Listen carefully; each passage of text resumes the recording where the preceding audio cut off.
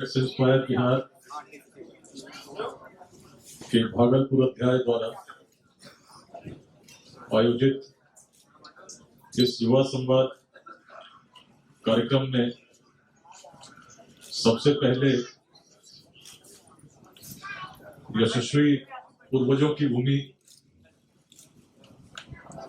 दानवीर कर्ण की भूमि,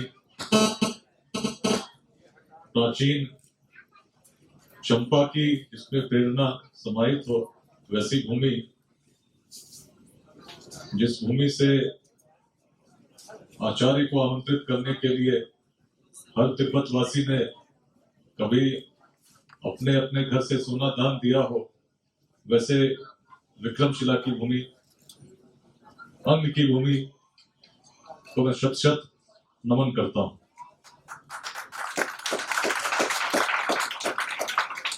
इस भूमि से मैंने भी बहुत प्रेरणा ग्रहण की है। सेवा का प्रारंभ भी एक प्रोबेशनर के रूप में जब पुलिसिंग सीख रहा था इसी भागलपुर से ही हुई थी, और बाद में डीआईजी के रूप में और भी जुड़ाव गहरा होता गया, मंथन करता रहा। जब यहाँ था उस समय भी युवाओं से नित्य संवाद के कार्यक्रम होते थे, लेकिन धीरे धीरे जिस यात्रा बढ़ती गई तो पूरे बिहार में किस प्रकार से हमारी युवा शक्ति जागृत हो, इस पर विचार करने के क्रम में 22 मार्च 2021 को लेट्स इंस्पायर बिहार की परिकल्पना जगी। तो सबसे पहले कार्यक्रम में उपस्थित ओपी सिंह साहब, आलोक रंजन जी, डॉक्टर अजय जी, बंटी यादव जी, सुरेश सोनी जी, श्वेता जी, उपस्थित सभी युवा साथियों का मैं अभिनंदन करता हूँ। इससे पहले अंशु सिंह जी के द्वारा संकल्पम 40 का प्रारंभ किया गया था, उस कार्यक्रम में उपस्थित था। जिस परिकल्पना को लेकर इस पूरे अभियान को हम लोगों ने प्रारंभ किया था, मुझे बहुत प्रसन्नता है कि सबसे पहला आह्वान हुआ कि जो सक्षम है उनको उनके सहयोग के लिए सामने आना चाहिए, जिनको उसकी आवश्यकता है। तो अंशु सिंह जी ही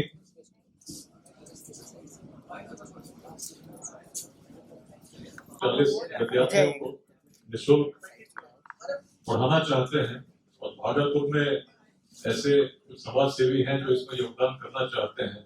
आज सुबह बहुत यहाँ आने से पहले उनसे मिलने का अवसर मिला।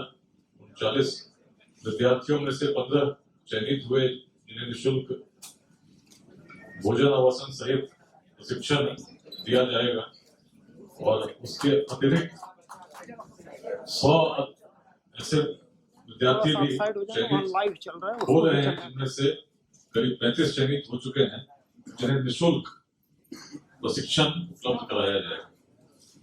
अब अभियान की परिकल्पना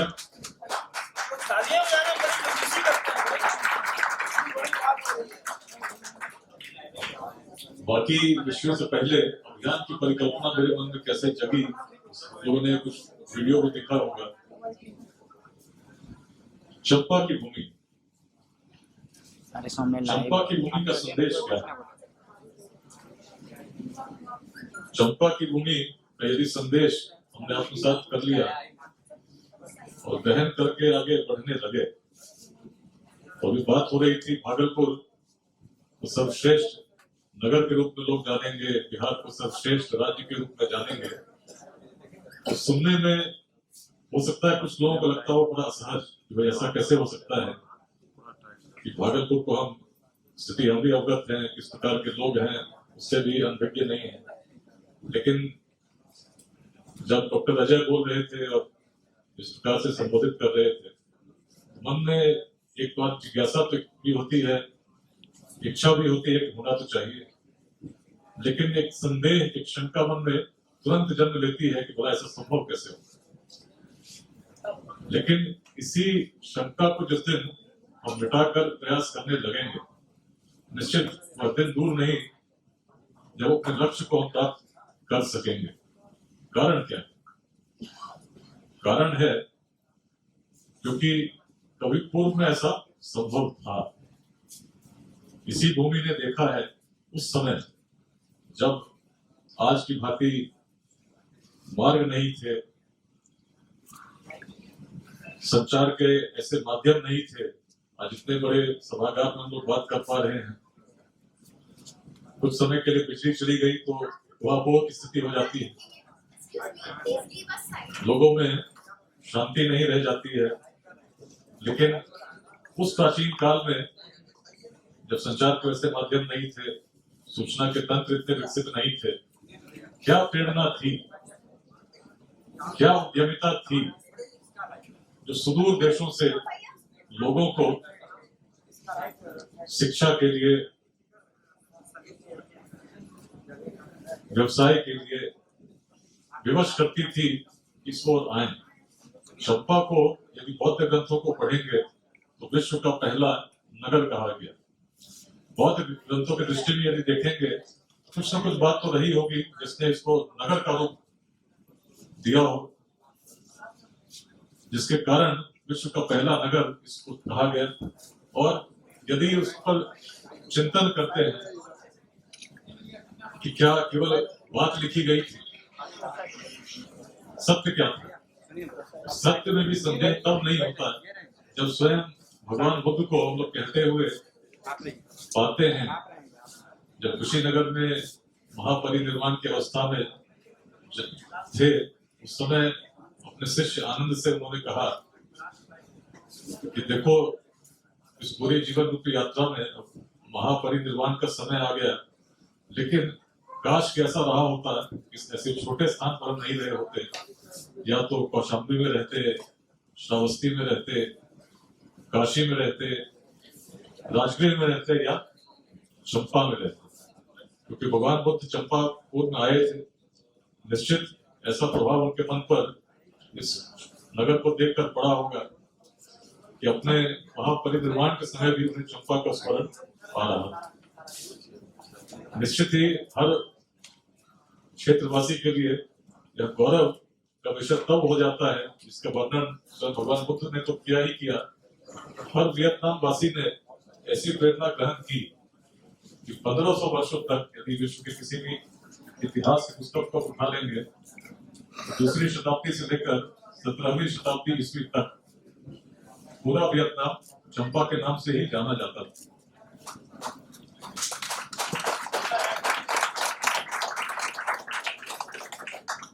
ऐसी प्रेरणा तब थी जब संसाधन नहीं था। तब बात उद्यमिता की हुई तो चंपा का स्मरण आता है, जिसमें व्यवसायी ऐसे थे जो नौकाओं से पूरे विश्व से आते थे, ताम्रलिप्ति में नौकाओं से पार करते थे, गंगा में प्रवेश करते थे, और गंगा के माध्यम से चलते हुए जब चंपा आते थे तो यहीं से सड़क मार्ग से पूरे उत्तर भारत में व्यवसाय स्थापित था। उस समय से ऐसी परंपरा इस क्षेत्र में थी जब अन्य क्षेत्रों में ऐसी कल्पना नहीं थी। ज्ञान का विकास यदि उसकी बात करें तो विक्रमशिला का स्मरण तो हम लोग सभी लोग करते हैं, गौरवान्वित होते हैं, लेकिन विक्रमशिला को मंथन कितने लोग करते हैं? क्या प्रेरणा रही होगी जब हम लोगों ने प्रारंभ में मैंने कहा हर तिब्बत वासी ने अपने घर से सोना दान दिया। कहानी बड़ी रोचक है। कितने लोग सुने इस कहानी? कितने लोग इस कहानी को सुन चुके हैं? इतिहासकार पारिजात जी बैठे हैं, सुने होंगे, लेकिन पढ़े भी होंगे। कितने लोग इस कहानी को सुने हैं? यदि नहीं सुने हैं, इसी दायित्व के लिए इस कहानी को भागलपुर के हर व्यक्ति को सुनाना है। 1000 वर्ष पुरानी बात है, और पुरानी बात नहीं है। 1000 वर्ष बिहार के इतिहास में, भारत के इतिहास में बहुत मायने नहीं रखता होगा, बहुत प्राचीन भूमि रही है, लेकिन करीब 1000 वर्ष पूर्व ही पूरे तिब्बत के लोगों ने सोना दान दिया था, जो भी दे सकते थे। अपने शासक उस समय के तिब्बत नरेश राजा लाल लामा के आह्वान थे। उद्देश्य यह था कि तिब्बत में एक प्रकार की भ्रांति प्रसारित होती जा रही थी जिससे लोग दिशा विहीन होते जा रहे थे। सही मार्ग क्या है दिखाने वाला कोई नहीं था, इससे विचलित होकर उस समय तिब्बत नरेश को लगा कि एक मंडली विक्रमशिला भेजनी चाहिए जो वहां से किसी आचार्य को आमंत्रित कर तिब्बत लाए।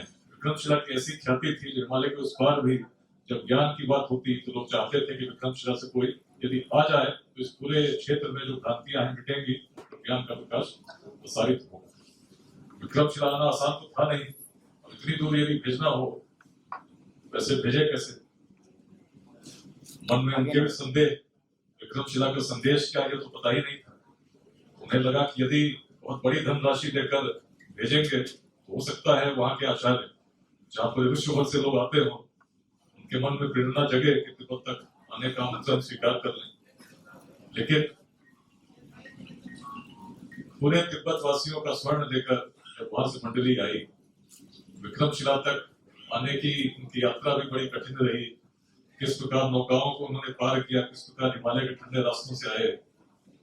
थके हुए जब विक्रमशिला पहुंचे, उन्होंने निवेदन किया कि हमारे नरेश ने यहाँ से किसी आचार्य को आमंत्रित किया है, लेकिन आचार्यों को बड़ा दुष्कर लगा कि तिब्बत जाना तो बिल्कुल ही अनुचित है। जिनको आवश्यकता है तो लोग आते ही हैं, यहाँ भी अध्ययन करते हैं, भला यहाँ से किसी आचार्य को क्यों भेजा? इतने कठिन परिस्थिति में जब जाएंगे तो जीवन के जो वर्ष बचे हैं उनमें भी कमी आ जाएगी। हम तो तिब्बत के लिए बने ही नहीं, हम तो इसी क्षेत्र के रहने वाले हैं। इस प्रकार की बातचीत हुई होगी और उसके बाद जो निमंत्रण था, विक्रमशिला के आचार्यों ने कहा कि हमें स्वर्ण की आवश्यकता नहीं, इसके लिए तो हमने कभी परिकल्पना ही नहीं की थी। आप कृपया अपने नरेश को जाकर बता दें कि अभी यहाँ से किसी आचार्य को भेज नहीं सकते। अब ये सुनकर निराश मंडली जब वापस तिब्बत गई, तिब्बत नरेश भी बड़े निराश हुए। पूरी बात के समझ में आई नहीं कि ऐसा क्यों हुआ कि विक्रमशिला से कोई आए नहीं। तब तिब्बत नरेश को लगा कि शायद धनराशि भेजी गई थी वो कम पड़ गई, इसीलिए आचार्य नहीं आए। वो चिंतन करने लगे कि भाई इसमें और धनराशि कैसे लाई जाए। तिब्बत के लोगों से तो जो मिलना था मिल चुका है। मंथन करते करते उन्हें लगा यदि कोई सोने की नई खदान मिल जाए, हो सकता है उसको इतना स्वर्ण होगा कि यदि इस बार भेजेंगे तो स्वीकार्यता जरूर होगी। खदान की खोज में चलते रहे, हिमालय के दक्षिण जब पहुंचने लगे अपने क्षेत्र में, एक खदान की जानकारी मिली। खोजते खोजते नेपाल चले गए और नेपाल के शासकों के द्वारा उस समय के तिब्बत नरेश को बंदी बना लिया गया। अब बंदी बनाने के बाद नेपाल के शासकों को जब पता चला कि ऐसी एक स्वर्ण की राशि तिब्बत में जमा है जिसमें हर तिब्बतवासी ने योगदान दिया है, प्रचुर मात्रा में उपलब्ध है, उन्होंने शर्त रखी कि जब तक उस राशि को आप नेपाल के शासकों को सुपुर्द नहीं करेंगे, तिब्बत नरेश को मुक्त नहीं करेंगे। अब ये खबर जब तिब्बत में गई, तिब्बत नरेश के जो पुत्र थे बड़े विचलित हुए, नेपाल की ओर आए। पिता से उन्होंने संवाद स्थापित किया और पूछा कि जो राशि है क्या उन्हें तिब्बत से हम लोग नेपाल के शासकों को दे दें। तब तिब्बत नरेश ने बहुत स्पष्ट शब्दों में कहा कि मेरी जीवन रूपी यात्रा लगभग पूर्ण हो चुकी है, जो अवस्था है उससे बहुत वर्ष बचे नहीं। इतनी बड़ी राशि जिसका उद्देश्य ज्ञान था, उसको यदि तुम मेरे लिए व्यर्थ करोगे तो कहीं से भी सार्थक नहीं होगा। तब उन्होंने कहा उसी राशि को पुनः मंडली के साथ विक्रमशिला भेजो और वहां के आचार्यों को बताओ कि उनके अस्वीकार करने के कारण तिब्बत नरेश की भी क्या दुर्दशा हो गई। मंडली फिर आई। तब उन लोगों ने जब आचार्यों को बताया कि आपके कारण तिब्बत नरेश बंदी बना लिए गए, तब आचार्यों को लगा कि वास्तव में तिब्बती चाहते हैं कि यहाँ से कोई वहां जाए। जितने भी कारण थे उसको चिंतन करते हुए तब उन लोगों ने 3 वर्ष का समय लिया। 3 वर्षों में हम लोग तैयारी करके सोचेंगे फिर जाएंगे। 3 वर्ष तक तिब्बत की कोई मंडली, यही विक्रमशिला में आप जाते हैं, तिब्बतियों का जो आवास है उसके चिन्ह अवशेष मिलते हैं, तिब्बतन मोनेस्ट्री हम लोग कहते हैं, वहीं पर रहे। 3 वर्षों के बाद पैदल यहाँ से आते श्री पंकज श्री ज्ञान चलकर जब आचार्य तिब्बत गए तो उन्होंने उस बीज का बीजारोपण किया, जिसकी यदि प्रतिमूर्ति कहें तो आज शायद विक्रमशिला के आसपास तो नहीं है, क्षेत्र में उस प्रकार का ज्ञान विलुप्त हो गया है, लेकिन जिस श्रद्धा के साथ जीवन यापन में हर क्षण में उसका हर तिब्बती जीता जागता प्रमाण, उस ज्ञान के प्रकाश को कभी विक्रमशिला ने उत्पन्न किया, जिसकी ख्याति इस प्रकार की स्थिति थी कि हर व्यक्ति स्वर्ण देने के लिए विवश था, आमंत्रित करने के लिए राजा भी बंदी बना दिया। ऐसी प्रेरणा की भूमि तो अपना क्षेत्र है। जब बिहार की बात करते हैं, पूरे बिहार की बात करते हैं, क्या क्या स्मरण करते हैं? जब बाघ नहीं थे, प्रौद्योगिकी नहीं थी, सूचना के तंत्र नहीं थे, तब तो पूरे तिब्बत के लोगों ने इस प्रकार स्वर्ण दान करके ऐसा प्रयास किया जिससे आचार्य है इसका जीता जागता उदाहरण तो स्वयं यही भूमि। बिहार में यदि प्राचीन काल की बात करें, सबसे पहले स्मरण आता है कि ज्ञान की परंपरा जब विकसित हो रही थी, सबसे प्राचीन पुस्तक कौन सी है? सबसे प्राचीन पुस्तक कौन सी है पूरे विश्व की? ऋग्वेद, वैदिक परंपरा। वैदिक परंपरा में सबसे प्राचीन काल में जब वेदों का दर्शन हुआ, ऋचाओं की सृष्टि हुई, सृजन हुआ, उस समय यदि वेदों को भी पढ़ते हैं तो पाते हैं कि विलुप्त सरस्वती नदी के तट के किनारे ऐसा दर्शन संभव हो सका जिसका भौगोलिक क्षेत्र मुख्य रूप से आज का पश्चिम उत्तर भारत, पंजाब, राजस्थान, हरियाणा, पाकिस्तान, वस्तु घाटी के क्षेत्रों में मानी जाती है। लेकिन उस वैदिक परंपरा का जब अंत हुआ, अंत कहाँ हुआ? जिसमें हम कहते हैं कि जो ज्ञान का भंडार था उसका भी उत्कर्ष यदि कहीं हुआ तो अपने ही बिहार में हुआ, उत्तर बिहार में मिथिला के वनों में हुआ, जिसमें जहाँ से कभी महर्षि अष्टावक्र भी गए और दूर के नहीं थे, कहलगांव के रहने वाले थे, और जाकर उन्होंने उस समय के सबसे बड़े विद्वान को भी चुनौती देने में एक पल भी सोचा नहीं।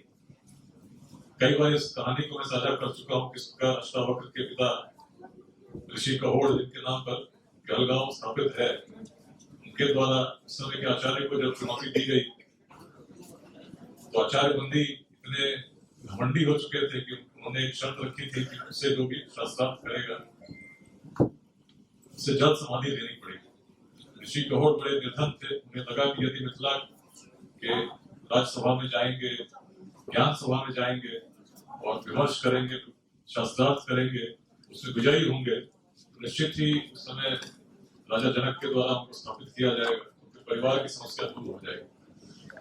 पुत्र थे अष्टावक्र, शरीर में 8 वक्र थे, बहुत ही बाल्यावस्था में ही थे जब पिता ने ऐसा निर्णय लिया, और दुर्भाग्य ऐसा था कि इस निर्णय के बाद जब शास्त्रार्थ हुआ पराजित हो गए, जल समाधि लेनी पड़ी। जल समाधि का तात्पर्य मृत्यु से है, जल के अंदर जो भी जाएगा निकल के तो आएगा नहीं। उसके बाद एक बालक के मन में जब संकल्प जगा कि इस आचार्य बंदी के घमंड को नष्ट करूंगा, बालक पढ़ने लगा। शरीर में 8 प्रकार थे, जहां भी जाता उपहास का पात्र बनता है, लेकिन जिद के कारण, संकल्प के कारण उसने मार्ग नहीं छोड़ा, और कुछ ही समय में इतनी विद्या उसने अर्जित कर ली कि उसमें वो साहस जागृत हो गया कि यहाँ से मिथिला के राज्यसभा तक पैदल अपने मित्र श्वेतकेतु के साथ चले गए।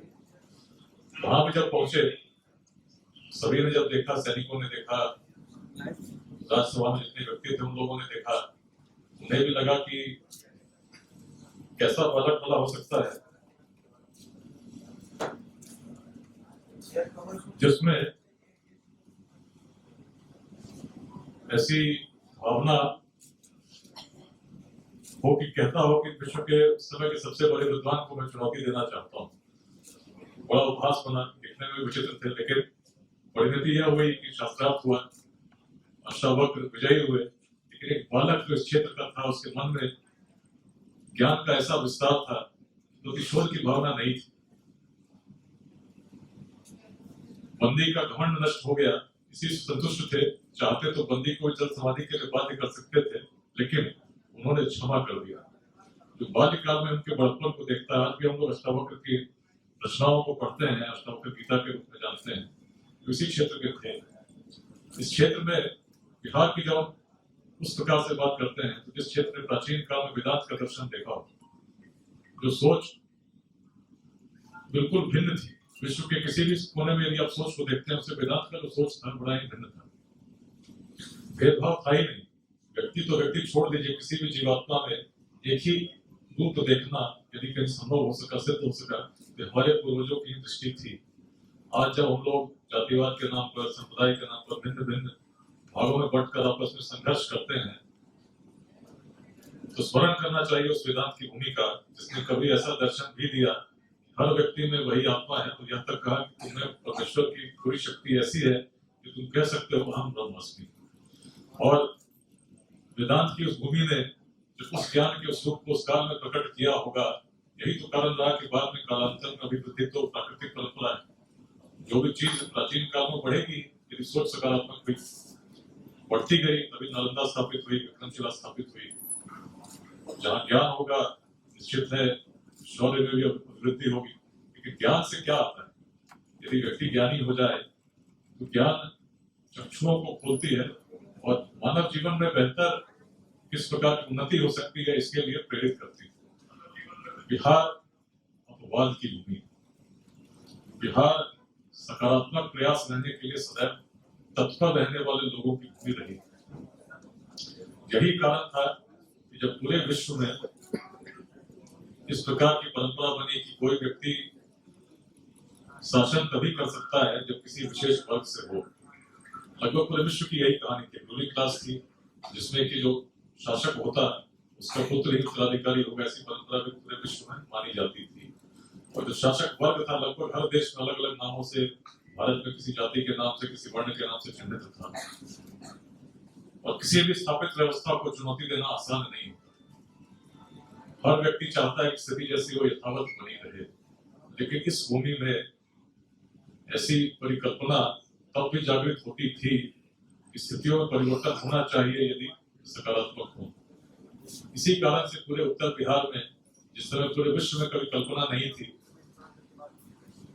कि शासक वर्ग के अतिरिक्त कोई व्यक्ति भी शासन कर सकता है, ये कल्पना न केवल जगी बल्कि साकार रूप में लोगों ने सिद्ध किया कोई व्यक्ति भी शासक बन सकता है और शासक का चयन भी किया जा सकता है, जन्म लेना आवश्यक नहीं। शासक के गुणों के कारण, उसके गुण क्या है, इसके कारण हम मिलकर शासक का चयन कर सकते हैं। और ये भावना, इस भावना ने जब जन्म लिया उत्तर बिहार के उस क्षेत्र में, जहाँ उत्तर में हिमालय, दक्षिण में गंगा, पूर्व में कौशिकी और पश्चिम में नारायणी गंडक थी, मध्य महाजनपद के रूप में हमने पाया कि 7,707 गणराजा चुने जाते थे, जो प्रति वर्ष वैशाली के संथागार में बैठकर अपने गणाधिपति का चयन करते थे। कोई माइक की व्यवस्था नहीं थी, लेकिन 7,707 व्यक्ति यदि मिलकर अपने गणाधिपति का चयन कर पा रहे थे, अर्थ बड़ा स्पष्ट। सहयोग की भावना बड़ी प्रबल थी, जो व्यक्ति को व्यक्ति से जोड़ती थी। आज भी एक सभागार में बैठ जाए, 50 लोग हों तो भी आपस में मिलने से पहले मन में जिज्ञासा होती है अमुक व्यक्ति किस जाति का है, पहला भेद मन उत्पन्न होता है। लेकिन उस वैशाली के संथागार में इस भेद को मिटाते हुए जब 7,707 व्यक्ति बैठते थे, तो माइक की आवश्यकता नहीं थी, सर्व सहमति से गणाधिपति और मंत्री परिषद का चयन करते थे। यही कारण था कि वैशाली की शक्ति इतनी थी, भगवान बुद्ध को भी सबसे प्रिय थी। और जब मगध का विस्तार होने लगा, अनेक महाजनपद पराजित होते गए, लेकिन वैशाली को पराजित करना मगध के लिए आसान नहीं।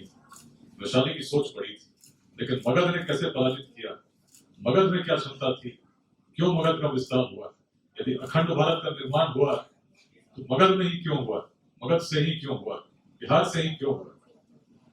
बड़ी सोच की हम लोगों ने बात की, वेदांत की बात की, किस प्रकार भेदभाव नहीं थे इसकी बात की, लेकिन मगध की सोच यदि केवल दार्शनिकों की हो तो सोच पुस्तकों तक सीमित रह जाती है, लेकिन सोच जब समाज की बन जाती है तब विकास का मार्ग प्रशस्त होता है।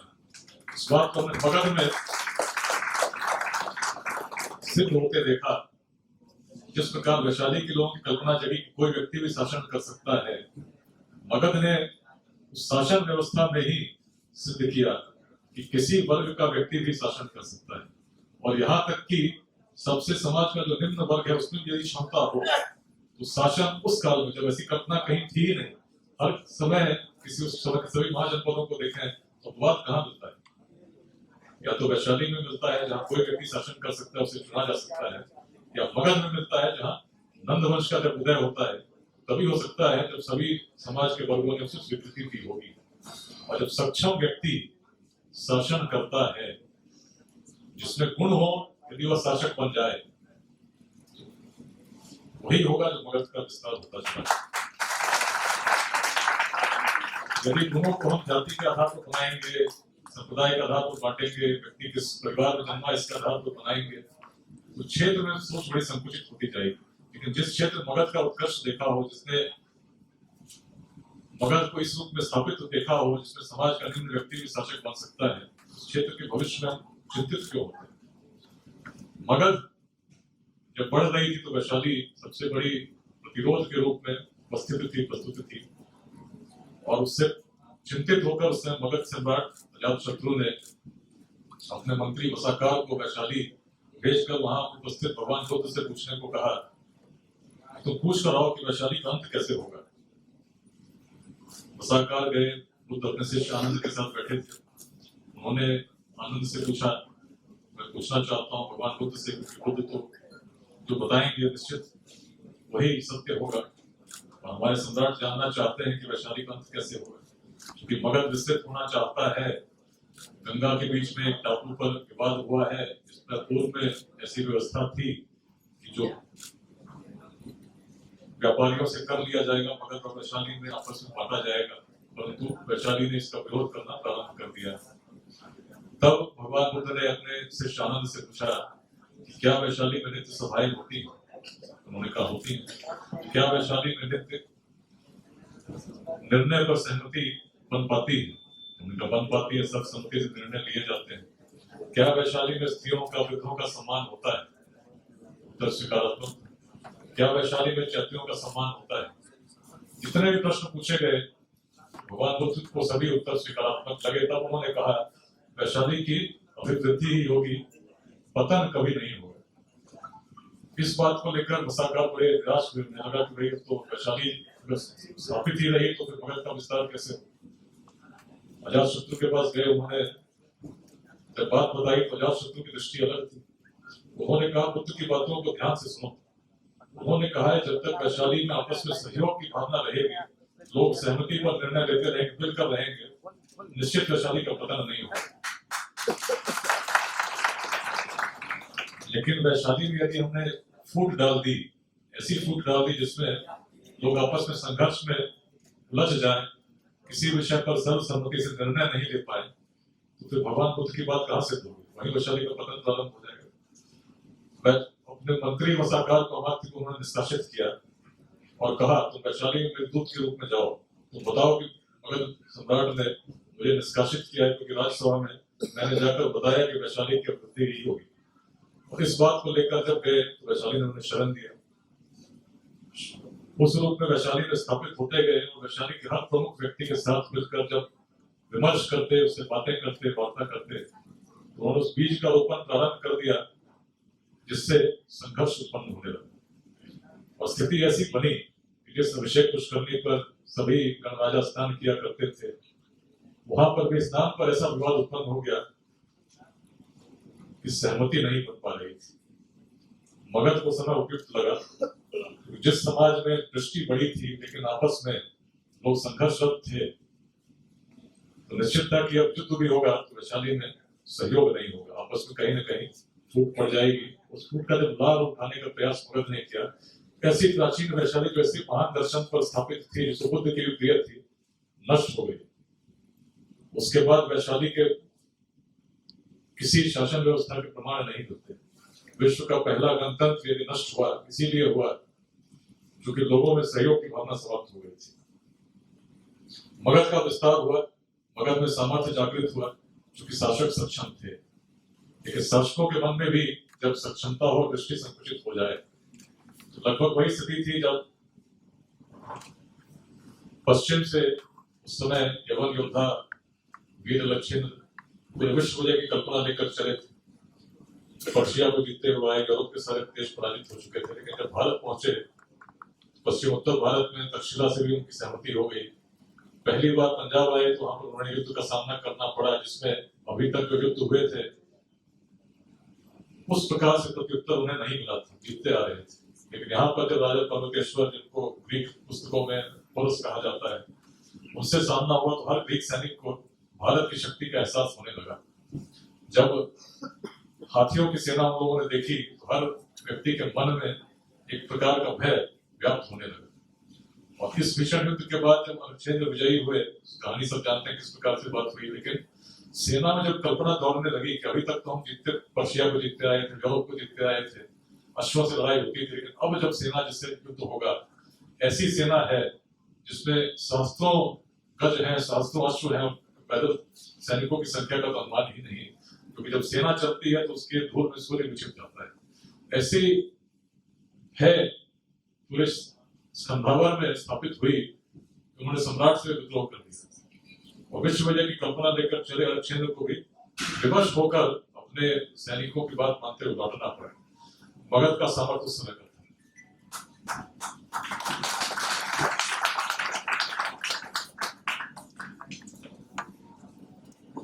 और जब उस समय आचार्य चाणक्य भी चले, उन्हें लगा कि अभी तो चलो लौट गए, लेकिन भविष्य में फिर कोई आक्रांता आएगा और खंड खंड में हम बटे रहेंगे, आपस में सहयोग नहीं करेंगे, भारत तो कभी भी फिर पराक्रांत हो जाएगा, पराधीन हो जाएगा। अखंड भारत को जागृत करने की उनके मन में कल्पना जगी, स्थापित करने की कल्पना जगी। और अखंड भारत की जब कल्पना जगी, तक्षशिला में उस समय आचार्य थे, लेकिन इस पूरे भारत भूमि में यदि कोई क्षेत्र होने लगा जहां से ये संभावना हो सकती है, तो मगध ही लगा, बिहार ही लगा। लेकिन उस समय के मगध नरेश की दृष्टि को उन्होंने संकुचित पाया। तो मगध नरेश का कहना था, जब मेरे पर आक्रमण होगा मैं देख लूंगा। और लगभग इसी अवस्था में हर छोटे छोटे खंडों में बटे राज्य गणराज्य चल रहे थे। सामूहिक शक्ति से निवारण करने का प्रयास था ही नहीं, लेकिन तब एक बालक ने उन्हें जब क्षमता दिखी, एक बालक में दृष्टि दिखी। बालक की अवस्था बहुत बड़ी नहीं थी, लेकिन सोच ऐसी थी जो अखंड भारत के सम्राट को होनी चाहिए थी। उन्होंने इस बालक के वर्ण पर चिंतन नहीं किया, वर्ग पर चिंतन नहीं किया, बालक में क्षमता देखी। शास्त्रों के ज्ञाता थे, चाणक्य चाहते तो बड़ी जिद कर सकते थे, ऐसे व्यक्ति की तलाश करते तो भी शास्त्रीय परंपरा के हिसाब से कर सकते थे कि हम तो क्षत्रिय को ही खोजेंगे। लेकिन एक बालक में क्षमता देखी, जो बालक अपनी उम्र की उस अवस्था में भी नहीं था, सोच बड़ी थी इस भूमि की। उस बालक को लेकर जब चले, अखंड भारत का सपना अपने जीवन में उन्होंने साकार किया।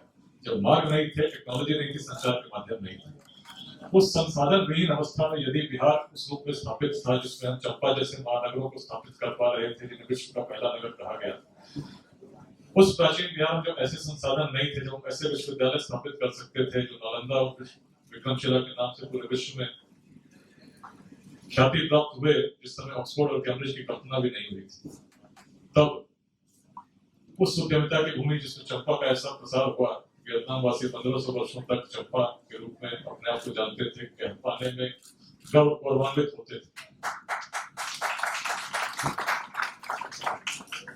आज ये स्थिति क्यों हो गई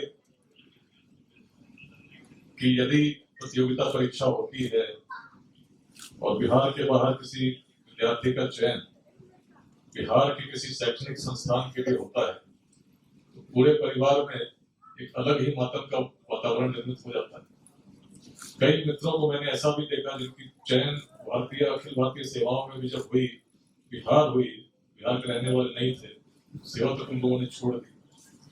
कई ऐसे लोग दिखे जिनका चयन यदि बिहार में हुआ, बिहार के संस्थान में पढ़ना चाहते ही नहीं। अब मेरे जीवन की बात अपने वीडियो में देखा किस प्रकार, जब छोटा था उस समय इतना ज्ञान भी नहीं था, लोग बिहारी बोलने लगे तो बड़ी अजीब अनुभूति तब हुई जब पता चला कि इसका अर्थ बड़े नकारात्मक रूप में लिया जा रहा है। उस प्राचीन ज्ञान की भूमि, श्राद्ध की भूमि, देवता की भूमि में उस प्रकार का वातावरण क्यों निर्मित हुआ, जिसमें क्षमता तब थी जब संसाधन नहीं थे, कि आज हम वैसे संस्थान स्थापित नहीं कर पा रहे जिसमें अपने विद्यार्थी अध्ययन कर सकें। एक समय जहां पूरे विश्व के लोग लालायित रहते थे, वहां अपने छात्रों को भी हम यदि उचित अध्ययन की व्यवस्था नहीं कर पा रहे तो कमी कहाँ आएगी। जिस क्षेत्र में व्यापार करने के लिए पूरे व्यापारी पूरे विश्व से प्रेरित होते थे, जहाँ की श्रेष्ठियों में ऐसी क्षमता थी, सामर्थ्य था कि उदाहरण लेते हैं जिन भूमि पर भगवान बुद्ध के शिविर लगे, उस पूरी भूमि के एक एक कण को उन्होंने स्वर्ण के सिक्कों से नापा और उस राशि को उस समय के शासक को दिया। ऐसी क्षमता विकसित कैसे हुई? जब मैं चिंतन करता हूँ तो पाता हूँ चिंता त्याग कर यदि हम चिंतन करेंगे तो हम पाएंगे कि बिहार की भूमि में क्षमता थी, वेदांत की क्षमता थी। वेदांत क्या कहता है? ओम पूर्णमदः पूर्णमिदं पूर्णात् पूर्णमुदच्यते पूर्णस्य पूर्णमादाय पूर्णमेवावशिष्यते। इसी भूमि की कल्पना है। कितने लोग सुने हैं इस मंत्र? कितने लोग अर्थ जानते हैं? अर्थ जानने में आप जानते हैं, चलिए अच्छी बात। इस अर्थ को मैं साझा करता हूँ। तो इस अर्थ का तात्पर्य ही इस पूरे अभियान लेट्स इंस्पायर बिहार का संदेश। ऋषि की दृष्टि है, जो पूर्ण था वह पूर्ण है और पुनः पूर्ण में विलीन हो जाता है। जो पूर्ण था पूर्ण ही है, पुनः पूर्ण में विलीन हो जाएगा। यदि किसी व्यक्ति के गुणों की हम चर्चा करें, उसको परिभाषित करने का प्रयास करें, तो क्या किसी व्यक्ति में हम पूर्णता अनुभव करते हैं? क्या किसी व्यक्ति के विषय में हम कहते हैं कि व्यक्ति पूर्ण है, सर्वगुण संपन्न है? ऐसा कहते हैं क्या? किसी भी व्यक्ति में इतिहास में कोई ऐसा व्यक्ति हो जिसके बारे में हम या कहते हो हर व्यक्ति में कुछ न कुछ कमी पाते हैं कि नहीं पाते? क्या किसी व्यक्ति को हमने पूर्ण कहा है? तो पूर्ण किसको कहते हैं? पूर्ण कौन है? पूर्ण कौन है? पूर्ण का अर्थ क्या है? मतलब क्या है? पूर्ण का मतलब क्या है? कंप्लीट, सभी क्षेत्रों में योग्य हो। ऐसा कौन व्यक्ति है या कौन हो सकता है जो पूर्ण हो?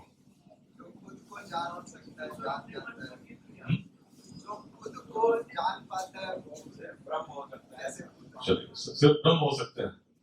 ऋषि की कल्पना आ गई है। ऋषि तो कहता है कि जो पूर्ण था पूर्ण ही है, पुनः पूर्ण में विलीन हो जाएगा। इसको समझने के लिए समझे, किसी स्वर्ण के खंड को यदि हम खंडित करें, सोने को हम छोटे छोटे टुकड़ों में विभाजित करें, तो छोटा भी कण होगा उसमें गुण क्या होंगे? सोने के ही होंगे।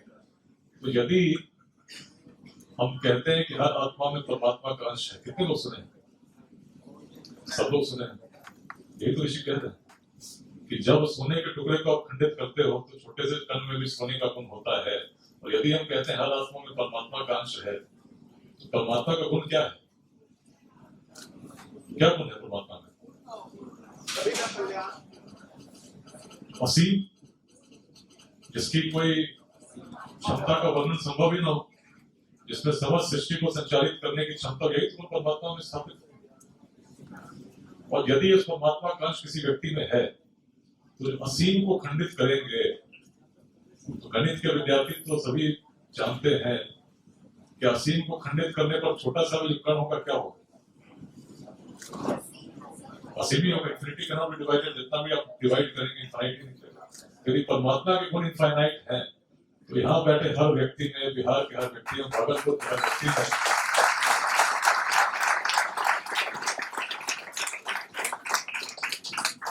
जो गुण है, जो क्षमता है, असीम है। तभी तो स्वामी विवेकानंद ने कहा कि यदि तुम स्वयं को कमजोर समझते हो, दुर्बल समझते हो, तो सबसे बड़ा महापाप। जिस व्यक्ति में पूरे सृष्टि को संचालित करने की क्षमता हो, यदि वो कहता है कि कोई लक्ष्य साध्य है, उसने अपने आंखों पर पट्टियां बांध रखी है।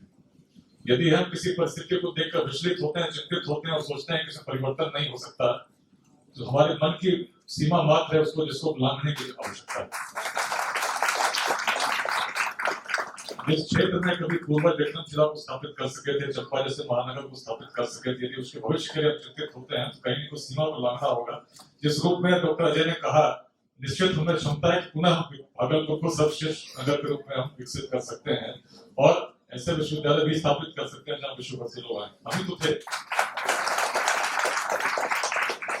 इनके पूर्वज जो कर सकते थे जब संसाधन नहीं थे। आज तो संसाधन ऐसे हैं, तो माइक नहीं था, माइक से बात कर पा रहे हैं, लोग फेसबुक लाइव कर रहे हैं, लाखों लोग देखते हैं, जो बात प्रसारित होती है मन की बात है, मन से निकलती है, निश्चित मन को छूती है। तभी अंशुली प्रेरित फिर उन्होंने कहा, जब आपके आह्वान को हम लोगों ने सुना, विचार क्या है जिसमें ऐसी क्षमता हो, यदि क्षमता को सही दिशा में ना लगाए, ऊर्जा को आपस में संघर्ष में लगा दें, ऊर्जा तो व्यर्थ हो जाएगी। एक साधारण रथ को भी चार पशु मिलकर खींचे और चारों पशु में समन्वय नहीं हो, कोई आगे जाना चाहे, कोई पीछे जाना चाहे, कोई बाएं जाना चाहे, कोई दाहिने जाना चाहे, तो रथ की क्या गति होगी, तब चलेगा क्या?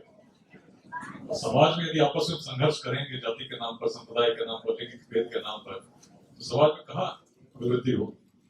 और बिहार में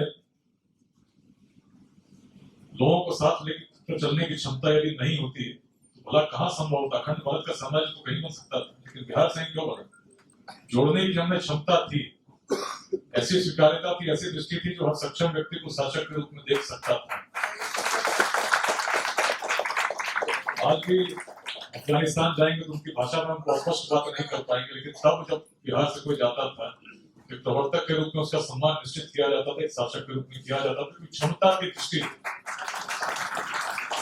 अभी तो अफगानिस्तान के पार तक हम जोड़ पाए, दक्षिण में सागर तक जोड़ पाए, हिमालय के उत्तर तक जोड़ पाए, तो पूरब में पूर्वोत्तर से भी अधिक बृहद क्षेत्र को हम अपने भारत की अखंड सीमा में सम्मिलित कर पाए थे। उसी दृष्टि को विकसित करना होगा। यदि बिहार को बदलते देखना चाहते तो पूर्वजों का स्मरण करना होगा, सोचना होगा, चिंता छोड़कर चिंतन करना होगा कि ऐसी अवस्था क्यों हुई। तो देखने में स्पष्ट दिखता है कि संघर्ष में व्याप्त होते चलेंगे। इस भूमि में सहयोग की क्षमता थी जो वैशाली में थी, मगध में थी, जोड़ने की क्षमता जिसको हमने तोड़ने में लगा दी। आज किसी भी व्यवस्था को देखते हैं, चाहे राजनीति हो, चाहे शैक्षणिक संस्थान हो, हर व्यक्ति दूसरे व्यक्ति से भेद कर रहा है। जब चीजें गतिमान होती हैं तो चलती जाती हैं। परंपरा जब बढ़ती है तो वेदांत से विश्वविद्यालय स्थापित हो जाता है। एक परंपरा जब रुकती है तो जल की धारा, जैसे नदी की धारा बहती रहे, शुद्ध रहती है, लेकिन धारा को यदि आप रोक दें, नदी की धारा को यदि रोक दें, धारा शिथिल पड़ जाए तो क्या होता है? प्रदूषण होता है, जिसमें शुद्धता थी, शुद्धता रहती ही नहीं। लेकिन यदि समाज की अवस्था का चिंतन करें, जो समाज आगे बढ़ रहा हो, सहयोग की भावना पर बढ़ रहा हो, उसमें संघर्ष उत्पन्न कर दें तो क्या होगा? जिस प्रकार रथ की गति आगे नहीं बढ़ती, उसी प्रकार समाज भी आगे नहीं बढ़ता। पता नहीं क्यों उन्मुख होता है, प्रदूषण से होता है। तो युवा समाज का लक्ष्य क्या है? हर युवा को बताना, बिहार के हर क्षेत्र में, हर गांव में तुम क्या थे और थे तो क्यों थे। गौरव हम कर सकते हैं, कह सकते हैं विश्वविद्यालय स्थापित करने वाले थे, हमारे यहाँ नालंदा थी, विक्रमशिला थी, हमारे यहाँ भगवान बुद्ध हुए, महावीर हुए, अच्छी बात है, प्रेरित हो सकता है। लेकिन यदि चिंतन करके उन चीजों को हमने नहीं किया जिसके कारण वैसा हुआ, तो फिर सभी विद्यार्थियों को बाहर ही जाना होगा और नौकरी के लिए बिहार के बाहर ही जाना होगा। उद्यमिता की भावना जो चंपा में स्थापित थी, जो पूरे विश्व से व्यापार केंद्र के रूप में लोगों को आमंत्रित करती थी, उसको यदि हम जागरूक नहीं कर पाएंगे तो निश्चित वही दृश्य दिखेंगे जो लॉकडाउन के समय पूरे बिहार से जब मजदूर बिहार की ओर आ रहे थे, हर व्यक्ति को दलित कर रहे थे। परिवर्तन असंभव नहीं। लगभग यही स्थिति कोरिया की थी 1953 में युद्ध के बाद। कोरिया की आर्थिक स्थिति बड़ी विकट थी, लेकिन आज कोरिया उस स्थिति में है कि भारत के अनेक क्षेत्रों को दान देने की क्षमता रखता है। परिवर्तन कैसे संभव हो? ये कोरिया की कहानी को पढ़ेंगे, देखेंगे तो आप पाएंगे कोरिया में भी हर व्यक्ति में निस्वार्थ बलिदान देने की क्षमता थी, और इतनी थी कि अपने घरों तक उन्होंने दान कर दिया। क्यों किया? ताकि नगर का विकास हो। आज कोरिया में गांव म्यूजियम के रूप में स्थापित है, पूरे कोरिया में गांव नहीं मिलते। लोगों ने सरकार के आह्वान पर अपने घर तक दे दिए कि क्षेत्र हमारा तभी विकसित होगा जब बड़े पार्क होंगे, बड़े अपार्टमेंट होंगे। अपार्टमेंट बनाए गए, लोग उसमें शिफ्ट हुए, घर नष्ट हो गए। ऐसा त्याग उन लोगों ने किया। और कोरिया की स्थिति ऐसी बनी, उद्यमिता की ऐसी भावना में छोटी छोटी कंपनी जो स्थापित होती गई, आज मल्टीनेशनल कंपनीज के रूप में, हम सैमसंग के रूप में, जीई के रूप में जानते हैं। अलग अलग क्षेत्रों में हम देखते हैं इस प्रकार का विकास एक छोटे से खंड में, जिसमें जब मैं कोरिया गया था, एक तो बिहार का था, हर कोरिया वासी को उन्होंने सम्मान था, लेकिन जब बात हुई तो उन्होंने बताया कि पूरे कोरिया की जनसंख्या कितनी है, तो इतनी है। 5 करोड़ या 3 करोड़ तो सियोल में रहते हैं। मैंने उन्हें कहा 3 करोड़ आपके सियोल में रहते हैं, हमारे 3 करोड़ एक दिन प्रयागराज में संगम डुबकी लगाते हैं। लेकिन उस क्षमता का उपयोग जब कोरियावासी करने लगे, देखिए आज आर्थिक स्थिति क्या हो गई। ऊर्जा जब सही दिशा में लगी, आज कोरिया उस क्षमता को प्राप्त कर सके, बड़ी कंपनियां स्थापित हुई। जहां ऐसा भीषण अकाल की स्थिति थी कि पूरे भारत से भी उस समय मेडिकल टीम भेजी गई थी। 1953 युद्ध की आप कल्पना कीजिए, आप देखिए क्षमता थी। यहाँ बिहार से उसमें लोग गए थे मदद करने की। आज कोरिया मदद करने की क्षमता रखता है। परिवर्तन संभव है, ये तो मैंने अपने जीवन काल में एसटी के रूप में तब देखा जब मेरी पोस्टिंग बगहा हुई। बगहा पोस्टिंग में हुई तो 2006 में उस समय विकट स्थिति थी। वर्षों से अपहरण की परंपरा थी। उस समय पटना सिटी एसपी जैसा उन्होंने बताया पहले था, तो जब किडनैपिंग होती थी तो लोग पैसे फोन पर मांगा करते थे। एक किसी बच्चे की किसी डॉक्टर की किडनैपिंग हुई, पूरा शहर स्तब्ध सा हो जाता था। कैंडल लाइट मार्चेस निकलते थे, बड़े बड़े आंदोलन होते थे, और एक एसटी के रूप में नींद तो नहीं आती थी। 7-7 दिनों को जब तक व्यक्ति मिल न जाए चैन नहीं मिलता था। इसके बाद उस मनोदशा से निकलकर जब बगहा पहुंचा, स्थिति बड़ी विकट थी। अपहरण की परंपरा बहुत समय से चल रही थी, और बगहा में किडनैपिंग फोन पे नहीं आता था। चिट्ठी देने कोई व्यक्ति आता था जिसमें सभी चीजें लिखी रहती थी कि कितनी राशि देनी है, कितने बोरे अनाज देना है, कितनी चांद मार्का की लुंगी देनी है, कितनी देशी और अंग्रेजी बोतल देनी है। हर चीज की लिस्ट 1 2 3 4 करके लिखा रहता था, और नीचे लिखा रहता था जय मां दुर्गे, बिहार सरकार, गैंग का नाम। और शर्त में इंस्टॉलमेंट में पेमेंट की भी सुविधा थी।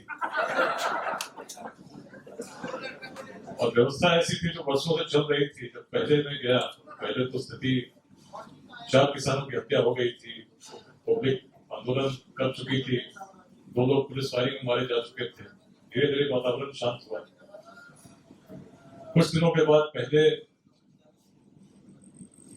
व्यक्ति की किडनैपिंग की खबर मिली। पटना से गया था, लगा कि अब तो फिर नींद गई, 7 दिन वैसे ही घूमेंगे, क्या क्या नहीं होगा। लेकिन कोई प्रतिक्रिया क्षेत्र में तो हुई नहीं। पुलिस मुख्यालय में मैंने फोन किया, कहा गया बगहा में है, और पटना की मनोदशा से बाहर निकलिए, वहां ऐसे ही चलता रहा है। बगहा में किडनैपिंग होती है, और किडनैपिंग ने आदमी को पकड़ना कहते हैं, जिसमें अनाज भी घर में कम पड़ जाए तो आने वाली सवारी गाड़ी से लोग उतार लिए जाते हैं। ऐसी परंपरा जहां स्थापित थी, उसे अंग्रेजों ने भी उस समय जो लिखा, में लिखा कि दियाला जो है इस क्षेत्र का यूनिवर्सिटी ऑफ क्राइम। इसको जब मैंने चिंतन करना प्रारंभ किया, तो ठीक है, लोग तो कहते हैं रहो आराम से, पूरा को निकल जाओ, लेकिन तो मेरी सार्थकता क्या है? मैं जब यहाँ हूँ तो भाई एक व्यक्ति जो असीम क्षमता का स्वामी हो, उस व्यक्ति में परिवर्तन करने की इच्छा जाग जाए, क्या नहीं बदल सकता। बगहा में पुलिस के अनेक अभियान चले थे, operation white panther, black panther, सदियों से चले थे, अंग्रेजों के समय से चलते थे। और लोग कहते थे कि अपराध समाप्त नहीं हो सकता, क्योंकि महर्षि वाल्मीकि की भूमि, वाल्मीकि नगर के रूप में पूरा अभ्यारण्य आज स्थापित है। लेकिन वाल्मीकि जिस भूमि पे रहे हों, उसके लोग यदि कहें कि वाल्मीकि की भूमि और यहाँ अपराध समाप्त नहीं हो सकता, तो कहीं न कहीं इस चिंतन को बदलना होगा। और पहले प्रयास में हम लोगों ने भेद करने का जो प्रयास हुआ, उसमें कुछ सफलता मिली। लेकिन जब चिंतन करके हम लोगों ने प्रयास किया, तो सबसे पहले जो दियाले में गन्ने की खेती होती थी, उसको पुलिस के संरक्षण में कटवाना शुरू किया, मजदूरों को लाए। प्रथम वर्ष में 2006-07 में करीब 25 लाख रुपए जो डकैतों की जेब में जाते होंगे, सरकार के खजाने में जमा हुए। आर्थिक स्थिति टूट गई, लेकिन परिवर्तन इससे भी नहीं होता। नियंत्रित होती, परिवर्तित नहीं होती। परिवर्तन तब हुआ जब हम लोगों ने आह्वान किया, चिंतन को बदलने का प्रयास किया। जो कहते थे कि महर्षि वाल्मीकि के समय से यहाँ पर अपराध तो नहीं सकता, उनसे हमने कहा कि रत्नाकर यदि रत्नाकर रहे होते तो विश्व वाला किस वाल्मीकि को जानता। उन्होंने तो एक सकारात्मक परिवर्तन का निर्णय लिया, पूरे विश्व के लिए पूज्य हो गए। तो आपके जो बंधु भटक रहे हैं वनों में, दियाले में, तो समझाते क्यों नहीं? मन की बात पर स्पष्ट बताओ। इस प्रकार से जीवन में व्यर्थ होगा, परिवार को कभी सम्मान भी नहीं मिलेगा। लेकिन यदि आप मुख्य धारा से जुड़ते हैं, क्षेत्र में शांति आएगी, तो लोग इस तिरस्कार के भाव से आपको देखते हैं, न तो उस भाव से देखेंगे बल्कि सम्मान के भाव से देखेंगे। इस व्यक्ति ने अपने जीवन में निर्णय लिया, परिवर्तित किया, तो साहस को जागृत कीजिए। मन की बात जब निकलती है, जब बात गोलियों से नहीं बन सकती थी, गोली से बनी। जिस चंपारण में कल्पना थी कि कभी अपराध मिट नहीं सकता, जब इस प्रकार की भावना प्रसारित होने लगी, हर घर में जाकर हम बातचीत प्रारंभ की, तो जो असंभव लगता था, इस क्षेत्र को लोग मिनी चंबल कहते थे। अखबारों में हर समय लिखा जाता था मिनी चंबल। तो भौगोलिक परिस्थिति ऐसी थी, एक तरफ हिमालय की विशाल तराई, उसके जंगल, एक तरफ दियारा, उसमें रहने वाले गिरोह, जिनकी व्यवस्था उस प्रकार से थी। लेकिन जब बात होने लगी जहाँ सैकड़ों किडनैपिंग हर साल होती थी, केवल एक वर्ष, 1.5 वर्ष में, वर्ष 2008 में संख्या शून्य पर आ गई। 50, 60, 70 अल्पकाल में परिवर्तन हुआ। वही परिस्थिति रोहतास की थी। रोहतास पोस्टिंग हुई, जिसमें पोस्टिंग हुई थी 2008 में, बड़ी विकट परिस्थिति थी। 1/3 क्षेत्र कैमूर की पहाड़ी, जिसमें सैकड़ों एकड़ में जंगल विस्तृत था, उस पर प्राचीन रोहतास दुर्ग, जिसके बारे में मुगल काल में जिन लेखकों ने लिखा, तो उन्होंने लिखा कि दुर्ग अभेद्य है, इसे बल से नहीं केवल छत से जीता जा सकता है। और इसी का प्रमाण इतिहास भी करता है। जब हम पाते हैं कि जब उरावों से खरवारों ने भी विजय प्राप्त की छल का सहारा ही लिया, जब उरावों से किसी अन्य शासक ने भी उस दुर्ग को प्राप्त करना चाहा, खरवारों से प्राप्त करना चाहा, तब भी माध्यम छल ही था। और जिस समय अफगान शासक, जो बाद में भारत के सम्राट बने, शेर शाह सूरी आए, उनके द्वारा भी रोहतास दुर्ग पर प्रथम कब्जा किया गया, तो छारा छल ही था। उस दुर्ग पर जब हम लोग जाते तो कोई सुध लेने वाला नहीं था। उग्रवादियों का ऐसा घोषित कब्जा था जिससे पूरे क्षेत्र को लिबरेटेड जोन के रूप में मानते थे। परिस्थिति ऐसी थी कि 2006 में मैदानी क्षेत्र में डीएसपी शहीद हुए, पटना से केवल 2 घंटे की दूरी थी। 2007 में एक थानों पर आक्रमण हुआ, कई पुलिसकर्मी हर वर्ष शहीद होते थे, तो पूरे क्षेत्र में लैंडमाइन लगी रहती थी। और परिवर्तन होगा ऐसा कोई सोचना भी किसी के असंभव प्रतीत होता था। मैं भी गया तो सोरी गांव में 3 सितंबर 2008 को सुबह 5 बजे सैकड़ों गोलियां चली, 6 फीट से चली। आज उपस्थित हो, क्योंकि ईश्वर के मन में इच्छा थी कि आगे भी यात्रा चलनी चाहिए। लेकिन संकल्प बड़ा सुदृढ़ था कि जीवन में परिवर्तन तो करना है। जहाँ स्थापित हो, भागलपुर डीआईजी में भी था, तो लोग कहते थे डीआईजी का कोई काम ही नहीं, सम्मान का पद है। लेकिन व्यक्ति की सार्थकता तब होती है जब व्यक्ति स्वयं जानता है उसे करना क्या है। और रोहतास में जब परिवर्तन का संकल्प मैंने लिया, तो पहले ऑपरेशन विध्वंस चला। बड़ी संख्या में हम लोग पहाड़ी पर जाते, देखते ही ग्रामीण जनता भाग जाती थी। लेकिन जब उनसे बातचीत करने का हम लोगों ने प्रयास किया, समझना चाहा, तो पाया कि हर व्यक्ति अपनी विरासत पर बड़ा गौरवान्वित है। खरवार कहते हैं कि हम राजा हरिश्चंद्र के वंशज हैं। किला हमारा उस समय स्थापित था जब संसाधन नहीं थे, और इस रूप में स्थापित हुआ कि पूरे पूर्वी भारत की राजधानी बनी, जिसमें आज का बिहार, बंगाल, बांग्लादेश और उड़ीसा सम्मिलित थे। जब राजा मानसिंह हुआ करते थे, उनकी भी राजधानी के रूप में स्थापित थी।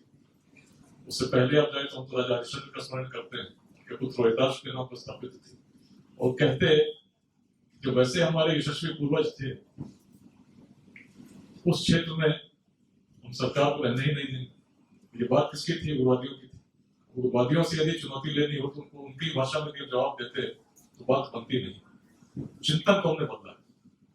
जिस क्षेत्र में हर व्यक्ति गौरवान्वित हो रहा था कि हमारे पूर्वज ऐसे, तो उसी बात को कहते हुए हमने भी कहा, तो स्वीकार करते हैं।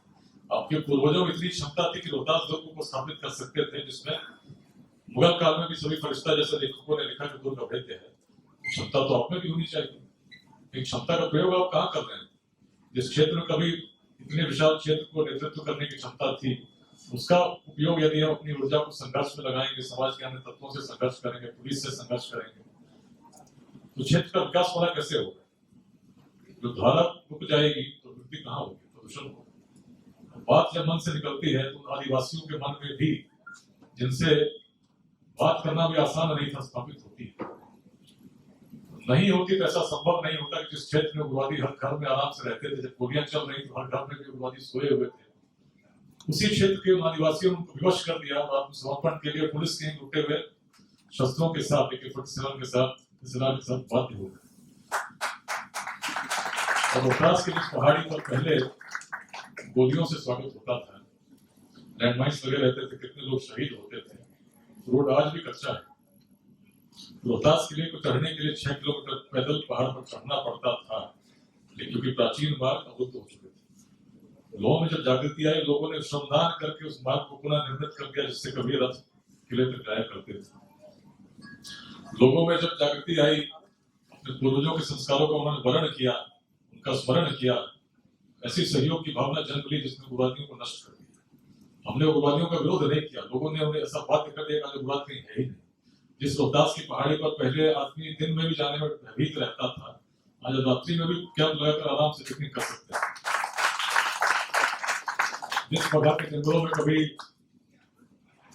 पूरी गाड़ी यात्रियों के साथ किडनैप होती थी, उसमें आप कहीं भी विचरण कर सकते हैं। परिवर्तन संभव है। जिस रोहतास की पहाड़ी पर पहले गोलियों से स्वागत होता था, जब लोगों का सहयोग मिलने लगा 26 जनवरी 2009 और जिस दुर्ग पर कभी राष्ट्रीय अवसरों पर काले झंडे लहराए जाते थे, राष्ट्रीय ध्वज बड़े सम्मान के साथ लहराने लगा, परंपरा आज भी साथ है। इसके पूर्व राष्ट्रीय ध्वज कभी उस किले पर आसीन नहीं हुआ। काले ध्वज लहराए जाते थे, कुछ सुध लेने वाला नहीं।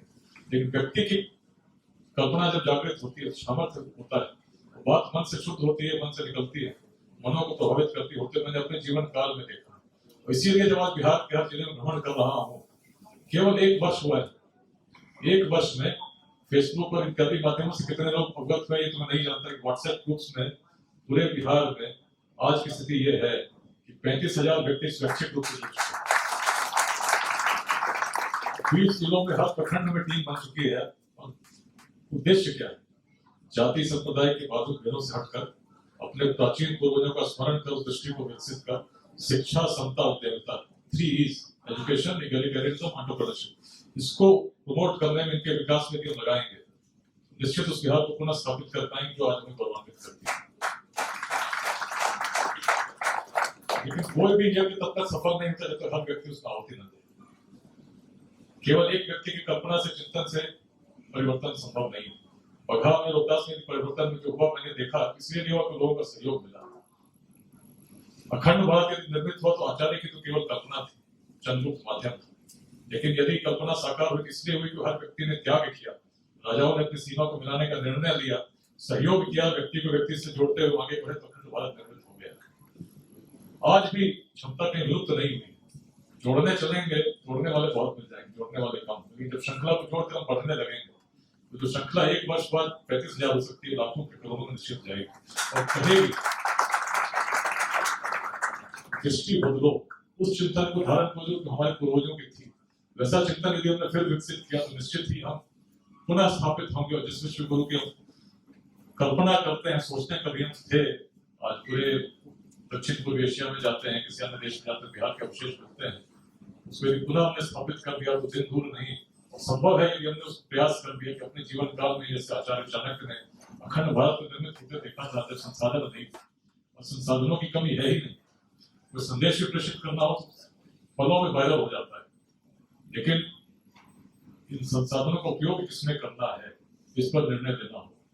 यदि उपयोग हम केवल नकारात्मक चीजों को प्रसारित करने में लगाएंगे तो उसका लाभ नहीं है।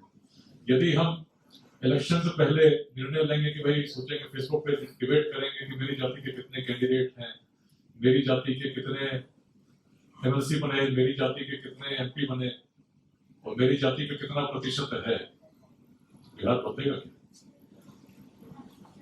बिहार को यदि बदलना हो तो व्यक्ति को व्यक्ति से जोड़ना पड़ेगा। जो सक्षम है उनको सामने आना होगा, उनके सहयोग के लिए जिनको उसकी आवश्यकता है।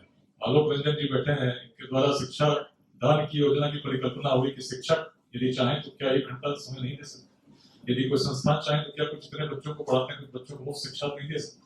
तो इस परिकल्पना की जब जागृति हुई तो देखिए आज बिहार के हर जिले में अनेक संस्थान ऐसे सामने आ रहे हैं। और संस्थानों में मुझे गर्व है भागलपुर में रहने के। पहले व्यक्ति जो थे, अंशु जी थे, जिनके उद्घाटन हम लोगों ने आज किया, और जब भावना मन से निकलती है तो जितने लोग उस भावना से जुड़े होते हैं उनके मन में भी प्रेरणा जागृत होती है। समाज को नुकसान दुर्जनों के दुष्कृत्यों से उतना नहीं होता जितना सज्जनों की निष्क्रियता से होता है।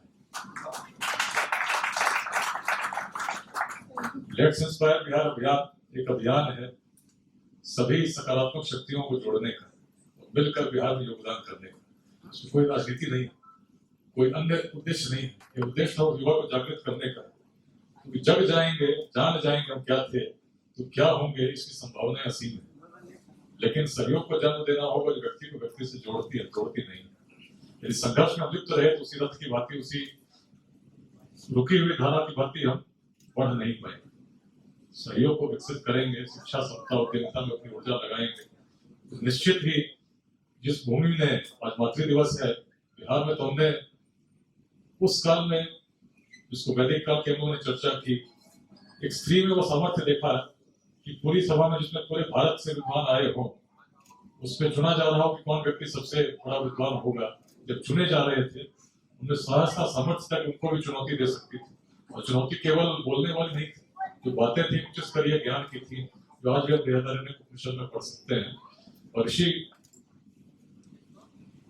वचनों की पुत्री के रूप में विदुषी गार्गी वाचक नरी का जब स्मरण करते हैं तो निश्चित गौरवान्वित होते हैं।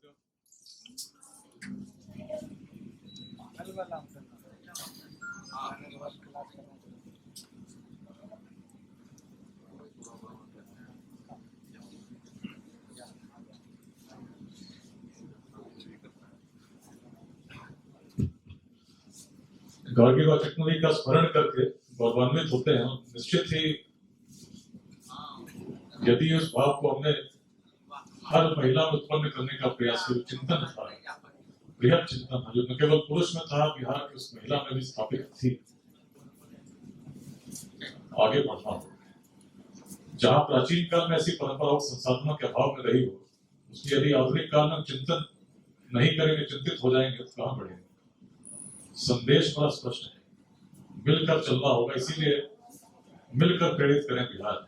देखिए, प्रेरणा जब विस्तृत हो रही है, कैसे संस्थान बन रहे हैं। संस्थान बनाना उद्देश्य नहीं है। संस्थान में केवल प्रतियोगिता परीक्षाओं की तैयारी करके विद्यार्थी बनेंगे, उससे बिहार का विकास ऐसा संभव नहीं है। यदि कोई मुख्य भावना है जो बिहार को विकसित कर सकती है, तो चंपा की भावना है, उद्यमिता की ऐसी भावना है जो हर घर में होनी चाहिए। कितना पढ़ के भी हम यही सोचेंगे कि सरकारी नौकरी लेंगे, कोई सरकार कभी भी आ जाए, संभव नहीं है कि हर व्यक्ति को रोजगार दे सके। लेकिन यदि उस भाव को हमने विकसित कर दिया, जो कभी प्राचीन चंपा में स्थापित थी, पाटलिपुत्र में स्थापित थी, जिसको विश्व का सर्वप्रमुख नगर और व्यवसाय केंद्र के रूप में प्रतिष्ठा प्राप्त थी, यदि हम चाणक्य के अर्थशास्त्र को पढ़ें तो कितने प्रकार के व्यवसाय होते हुए पाते हैं, कितने व्यवसाय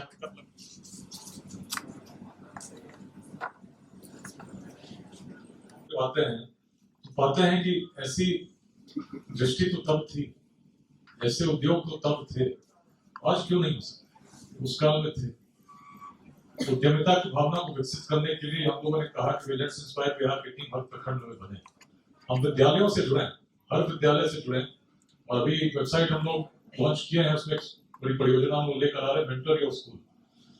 किसी विद्यालय में परिवर्तन तब नहीं होगा यदि हम कहते रहेंगे शिक्षक समर्थ नहीं है। एक समय ऐसा था शिक्षक का ऐसा सम्मान होता था। यदि हम कहें कि विद्यार्थी पढ़ते नहीं, विद्यालय में परिवर्तन कहाँ आएगा। लेकिन उस विद्यालय से यदि हम जुड़ते हैं, अच्छे लोग जुड़ते हैं, उसी विद्यालय में जहाँ आज शिक्षण का वातावरण बहुत अच्छा नहीं हो, कभी यदि ऐसा रहा हो कि वातावरण अच्छा रहा हो, तो निश्चित है लोग ऐसे भी होंगे जो स्थापित होंगे। यदि कोई अंशदान अपने विद्यालय को दे सकें, आवश्यक नहीं कि आर्थिक दें, लेकिन यदि विद्या दान कर सकें, कुछ क्षण दे सकें, विद्यालय के साथ जुड़ सकें, तो क्या विद्यालय परिवर्तन नहीं होगा। यदि शिक्षकों में किसी चीज की आवश्यकता है तो उनको प्रशिक्षण के लिए क्या बिल्कुल व्यवस्था नहीं कर सकते। लेट्स इंस्पायर बिहार अभियान में हम विद्यालय से जुड़ना चाहते हैं। जब विद्यालयों के साथ हम लोगों ने आह्वान किया, पटना में हम लोगों ने भारत हेरिटेज ओलंपियाड पिछले वर्ष दिसंबर में कराया। 40 विद्यालयों में 30,000 विद्यार्थियों ने उसमें भाग लिया, 6वीं से 12वीं कक्षा तक। बिहार के इतिहास पर प्रश्न पूछे गए, बिहार के भविष्य के लिए ऐसे व्यक्ति को कहा गया। 250 ऐसे बच्चों को हम लोगों ने चुना जो उत्कृष्ट थे, पटना के रविंद्र भवन में पुरस्कृत किया गया। बिहार के हर जिले में इस प्रतियोगिता को करने की परिकल्पना है। उसके बाद समस्तीपुर में पिछले महीने 23 तारीख को था, समस्तीपुर जिले में 17 विद्यालयों में 10,000 विद्यार्थियों ने परीक्षा दी। उद्देश्य क्या है? तो जब तक हम जानेंगे नहीं हम क्या थे, आगे भला क्या हो। बिहार के क्षेत्र में यदि भागलपुर में रहकर हम नहीं जानते हैं कि एक समय ऐसा था कि हर तिब्बत वासी ने स्वर्ण दान किया था, जो अपने इतिहास को नहीं जाने भविष्य कैसे बनाएगा। और जब इतिहास हम जान गए, जब जान गए कि चंपा की दृष्टि क्या थी, तो देवता का कैसा केंद्र था जो वियतनाम वासी को प्रेरित कर सकता था, उस प्रेरणा के साथ, उस दृष्टि के साथ आगे बढ़ेंगे तो क्या पुनः चंपा को स्वर्ग में स्थापित नहीं कर सकते। शक्ति तो असीम है। लेट्स इंस्पायर बिहार के यदि अभियान का कोई मुख्य संदेश है तो यही है, हर बिहार वासी में, चाहे किसी गांव में हो, किसी नगर में हो, शक्ति असीम है, लेकिन शक्ति का प्रयोग यदि मिलकर सही दिशा में नहीं करेंगे, आपस में खंडित होकर संघर्ष करने में लड़ेंगे, बिहार नहीं बदलेगा। बिहार बदलना है तो जोड़ना होगा। इस संदेश को हर युवा में प्रसारित करना होगा, हर मन में स्थापित करना होगा। और स्थापित करते हुए जब मिलकर छोटे छोटे प्रकल्प प्रारंभ करेंगे, उद्यमिता की भावना के साथ छोटे छोटे उद्योग स्थापित करेंगे, जो सक्षम है उनके सहयोग के लिए आएंगे जिनको उसकी आवश्यकता है, जो सफल उद्यमी है वैसे मेंटरिंग करेंगे ऐसे युवकों की जो नए स्टार्टअप्स लेकर आ रहे हैं। सरकार की जितनी योजनाएं उसको बनाने के लिए, बताने के लिए टीम्स बनाकर काम करेंगे। तो जहां अंधेरा हो, कहते रहे कि अंधकार मिटेगा, अंधकार मिटता नहीं। लेकिन यदि एक छोटे से प्रकाश की किरण को हम जागृत करते हैं, प्रकाशित करते हैं, तो निश्चित चीजें द्रष्टव्य हो जाती हैं। ऐसे ही प्रयास करने की आवश्यकता है और हर व्यक्ति को अपने दायित्व को समझना पड़ेगा। यदि हम सोचेंगे कोई और आएगा और करके चला जाएगा, कोई और आएगा ऐसा हो जाएगा, ऐसा दिन कभी नहीं आता है। परिवर्तन का प्रारंभ तभी होता है जब व्यक्ति स्वयं निर्णय लेते हुए दूसरों को परिवर्तित करना आसान नहीं है, लेकिन स्वयं को परिवर्तित करने के लिए सब व्यक्ति स्वयं जिम्मेदार है। अपना परिवर्तन तो कर सकते हैं। कहते हैं जातिवाद मिटेगा तो कभी नहीं मिटेगा। जातियां प्राचीन बिहार में भी थी, लेकिन जातिवाद उस प्रकार हावी नहीं था जो शासकों के चयन में बाध्यता उत्पन्न करता, उससे ऊपर बढ़ चुके थे। आज हम क्यों विवश हो रहे हैं, क्यों विचलित हो रहे हैं, क्यों चिंतित हो रहे हैं, क्यों नहीं बंधनों से मुक्त हो सके, नए अपवाद प्रस्तुत करते हैं। ऐसे अपवाद प्रस्तुत करें जो पुनः पूरे भारत को विवश कर दे, विचलित कर दो, बताएं कि देखो बिहार जाग चुका है। जिस काल में ऐसी दृष्टि तब थी, क्या क्यों नहीं उसको पुनः स्थापित कर पा रहे हैं। चिंतन करना होगा, चिंता नहीं, चिंतन करें, संघर्ष नहीं, सहयोग करें। मिलकर यदि हम छोटे छोटे समूह में भी योगदान करना हमें प्रारंभ कर दिया, अपने ही जीवन काल में देखोगे बदला हुआ बिहार पाओगे, ऐसा बिहार पाओगे जिस पर पूरा भारत गर्व करेगा। और जब बिहार अपनी भूमिका में आ जाएगा तो भारत को विश्व गुरु बनने से रोक नहीं पाएगा। प्राचीन काल में होते देखा है, पूरे भारत को विश्व गुरु बनते देखा, उसके प्रमाण आज भी मिलते हैं। लेकिन आज भी यदि हम संकल्प लेंगे और बढ़ने लगे तो बिहार तो राष्ट्र के विश्व में अपनी छाप हम छोड़ जाएंगे, और ऐसा छोड़ेंगे कि आने वाली पीढ़ी हम पर गर्व करें।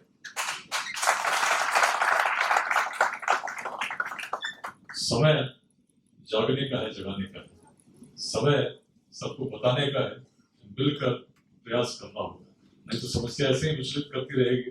पढ़ने के लिए बाहर जाना होगा, रोजगार के लिए बाहर जाना होगा। यदि यहाँ परिवर्तन करना, सबसे पहले उस भेद को मिटाना होगा जो व्यक्ति को व्यक्ति से तोड़ती है। जोड़कर जब आगे बढ़ेंगे निश्चित हम कर पाएंगे जिसको अपने हमारे पूर्वज तब कर सके थे जब संसाधन रहे।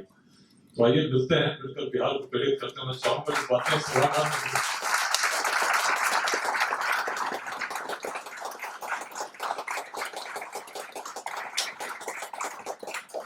हर व्यक्ति में वो क्षमता है जो परिवर्तन कर सकता है।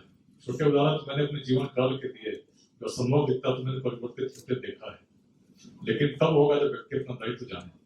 यदि डीआईजी बन के वो सोचे कि सम्मान के पद मुझे कुछ नहीं करना है तो क्या होगा। उसमें उसने प्रयास करना प्रारंभ कर दिया तो जो चीजें कभी नहीं होती, नए अपवाद प्रस्तुत हो जाते हैं। और ऐसे अपवाद प्रस्तुत होते हैं जो प्रेरित करते हैं, परिवर्तित करते हैं। और हर व्यक्ति में क्षमता है कि वो अपवाद प्रस्तुत कर सकता है, परिवर्तन कर सकता है, केवल अपने जीवन के लिए नहीं, पूरे समाज के लिए। यही बात कभी स्वामी विवेकानंद ने भी कही थी, यदि 10 व्यक्ति भी ऐसे मिल गए जिनके मन में पूरे निस्वार्थ योगदान की क्षमता हो, राष्ट्र के प्रति चिंतन हो, तो राष्ट्र को बदलने में समय नहीं लगेगा। उस दृष्टि को धारण करते हुए आगे बढ़ते हैं, यही मेरी शुभकामना है। इस क्षेत्र से विशेष आत्मीय लगाव तो रहा ही है। तो जैसा सुनकर प्रसन्नता हुई, जानकर प्रसन्नता हुई, आज जब संकल्पों पार्टी का उद्घाटन होगा तो निश्चित हृदय प्रफुल्लित होगा। ऐसे दृष्टि को जैसा उन्होंने कहा, 40 से 400 प्रखंड में हम चाहेंगे, निश्चित तो बात मन से निकलती है, मन को छूती। यही कारण है कि बिहार के अलग अलग जिलों में, अलग अलग प्रखंडों में इस प्रकार के प्रयास होने लगे। इसको बहुत दूर तक ले जाना है यदि अपने जीवन काल में बिहार को बदलते हुए देखना चाहते हैं। इसी संदेश के साथ आज मैं विदा लूंगा, समय कम है। यहाँ से नववर्षा में भी कार्यक्रम है, लेकिन श्रृंखला गतिमान रहेगी, मिलना जुलना भी चलता रहेगा, फिर आएंगे, फिर मिलेंगे, लेकिन उद्देश्य केवल इस समारोह तक ना रहे, इस संदेश को हर व्यक्ति तक पहुंचाना है। धन्यवाद। आइए मिलकर प्रेरित करेंगे।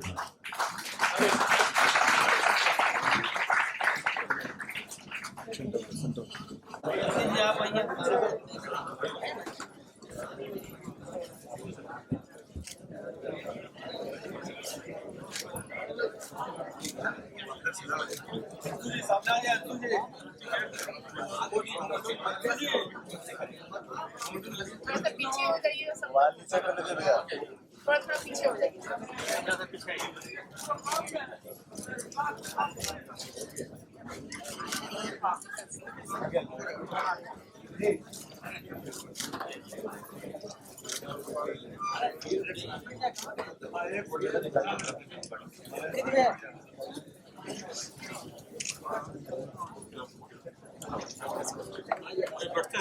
Thank you. कृपया